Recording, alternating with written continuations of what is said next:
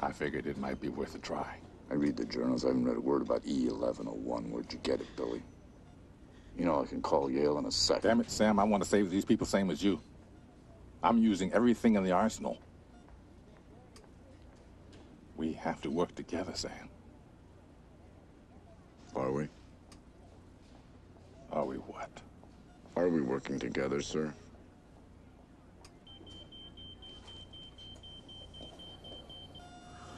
Oh, shit. Don't waste your time making phone calls, Sam.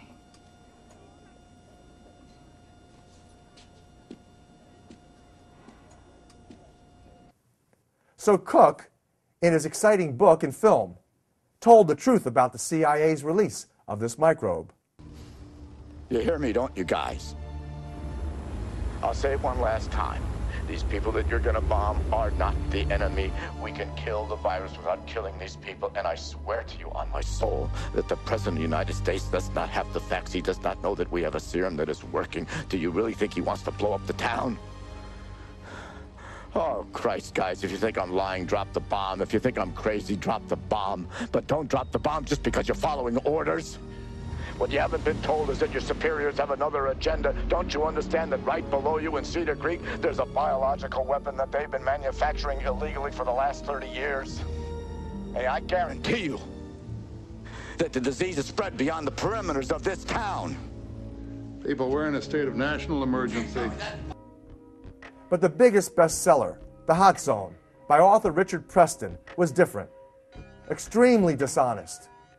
Author Richard Preston was paid by the Alfred P. Sloan Foundation, among the cancer industry's largest benefactors, intimately tied to the Rockefeller family's influence, to present easily proven deceptions.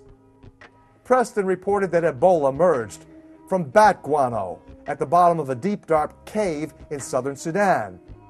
The fact is, this is very close to where Litton Bionetics' labs operated, testing these precise agents on native Africans.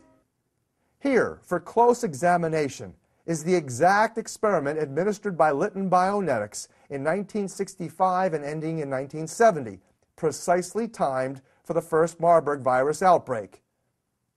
This NCI document refers to John Landon, chief scientist at Litton Bionetics, overseeing the experiment. Notice that at least half of the rhabdovirus simian-infected monkeys died or were transferred. The ones that lived were transferred to the vaccine production labs for vaccine production. This is how the first Marburg virus outbreaks occurred. Since that time, every single Marburg virus outbreak, as well as Ebola virus outbreak, has either been associated with a bioweapons lab accident or an intentional release for terrorism's objectives, political or financial gain. But not according to America's leading outbreak journalist, Laurie Garrett. In her bestseller, The Coming Plague, she neglects Litton's links and dismisses the CIA biological weapons contributions to these outbreaks as though she, too, were on the Rockefellers' payroll. It should be noted that these unnaturally evolved, man-made viruses are far less genetically stable. They are more fragile. They mutate more rapidly than naturally evolved viruses. That's why when the second Marburg virus outbreak occurred in southern part of Uganda in 1975, many scientists suspected foul play by the CIA, since the genetic sequence of the 1975 strain was essentially identical to the 1968 strain. The only explanation for this fact remains refrigeration. From my perspective, the least trustworthy bioterrorist in Hollywood is CIA operative Steven Seagal. This propagandist, an egomaniacal opportunist, produced the movie The Patriot at my expense, merging emerging viruses, AIDS and Ebola, and my third bestseller, Healing Codes for the Biological Apocalypse, into one screenplay. Instead of professionally crediting me, Seagal falsely credited the last Canadian for his information. Seagal boasts of his CIA alliances. In The Patriot, he spun my character together with an admitted CIA operative named Larry Wayne Harris, who I exposed in the late 1990s as a bioterrorist threatening the public's health. Harris was later arrested for acquiring anthrax spores. Everything changed on December the 7th, 1941, with the attack on the U.S. Navy at Pearl Harbor by Hitler's Japanese allies. Now, instead of telling Hollywood to keep quiet, the U.S. government began pushing them to fulfill their duty and make patriotic war movies. The motion picture industry today is supplying without charge all its newest and best feature films to the U.S. War Department Overseas Film Division. The movies were a tremendous propagandistic tool during this time. They set up camps for the soldiers to come back in where movies were shown 24 hours a day because that impressed the soldiers with what they were fighting for. It was the beginning of an unprecedented alliance between Washington and Hollywood. While 6 million Jews died in Europe, their kinsmen in Hollywood were churning out patriotic movies that helped galvanize the Allies to defeat Hitler.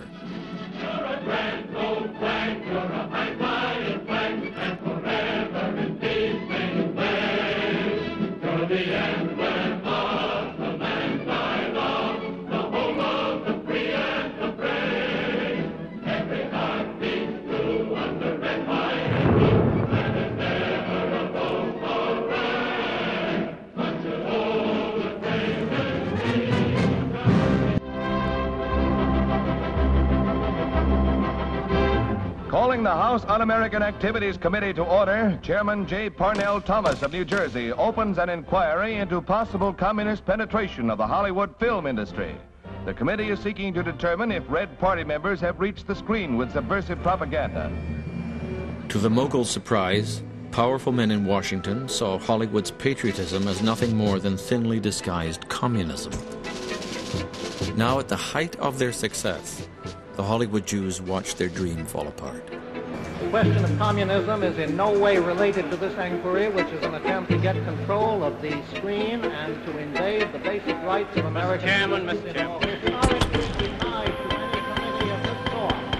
To invade the rights and privileges and immunities of American citizens, whether they be Protestant or Methodist or Jewish or Catholic, whether they will my beliefs, my affiliations, with the American public, and they will know where I stand, as they do from what I have written. Stand away from the stand. For Americanism for many years, and I stand away from the stand. I'll stand away from the stand. Have you ever been a member of the Communist Party? Have you ever been a member of the Communist Party?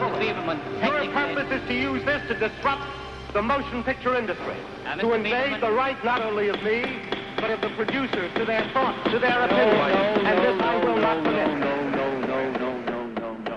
The statement of a real American. To appease UAC, the moguls instituted a blacklist of studio talent. Years before, they had fled European anti-Semitism. But now in America, they became collaborators, helping anti-Semites rid Hollywood of Jewish intellectuals. In effect, they had surrendered control of the industry. The moguls are gone, but their vision survives.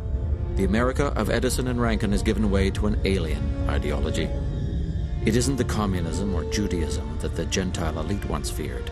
It's Americanism, as defined by Hollywood. The icons endure. The little guy fighting the odds, the pogrom imagery, the desperate desire to survive, and the various races assimilating to create the ultimate happy ending. I'm not Jewish. Nobody's perfect. A white middle-class president articulating the Jewish experience writ large. A new global religion, Hollywoodism. Perhaps it's fate that today is the 4th of July, and you will once again be fighting for our freedom. Not from tyranny, oppression, or persecution, but from annihilation. We're fighting for our right to live, to exist. There was a Hollywoodism then, there's a Hollywoodism today.